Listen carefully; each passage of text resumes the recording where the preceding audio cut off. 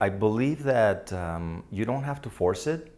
I think that it just happens naturally. I think that it's so ingrained in who you are as a person that when you walk through your life and you're growing up, you're soaking all these things that are around you that it's just naturally coming out when you're drawing. So I think you're not aware in the beginning, and then people they tell you, wow, you look so colorful or so vibrant, or you have this Latino thing, and then you realize it is there. It's always been there. You know, it's always been your friend and companion through your career. But I think it's better not to force it, just to let it just flow and be what it is.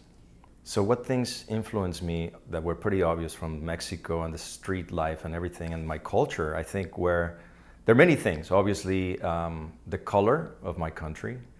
I think it's in some way having this color. I mean, we don't have chromophobia in Mexico. We love color. And I think it's a way to preserve this spirit of childhood, you know, and this spirit of wonder. So color is very important, and I think that's one of the biggest influence. Texture. There's a lot of texture in my work, and I live in a city called San Miguel de Allende. It's like a 17th century, 18th century city where you are surrounded by textures, beautiful old textures. But also the work of muralists. I love the power of the muralists like Diego Rivera and Siqueiros and Orozco. So I think that I like to convey this feeling of these heroic figures in some way into my work. You know, I don't know how I do it, but they definitely influence me a lot. The colors that I use in my work are actually, they come from Mexico. There's a little tiendita called El Pato that is just down the hill from my house in San Miguel de Allende.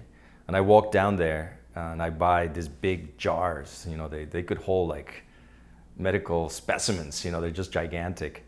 And the color is very vibrant compared to the color that I can get in the States, besides the fact that color in the States is really expensive. And so my backgrounds are done with this Mexican color that are really, really strong. And some of the colors are very difficult to find, like the rosa mexicano. Most of the color that you get here in the States is just pink. But the pink from Mexico, it's got something in there. It's got a little extra kick, you know. So just out of school, I started using different media, and I finally decided that I feel more comfortable working with acrylics. I like that because I'm an illustrator. I needed to turn in things very quickly, so oil would take forever to dry. Pastel was too messy to ship to the client. So I decided that oil was something, acrylic was something that really worked with me and my schedule. So I work with wood, because especially old wood, beat up wood, because it's got a lot of texture that reminds me of those walls from Mexico. So I would say my media is acrylic on wood.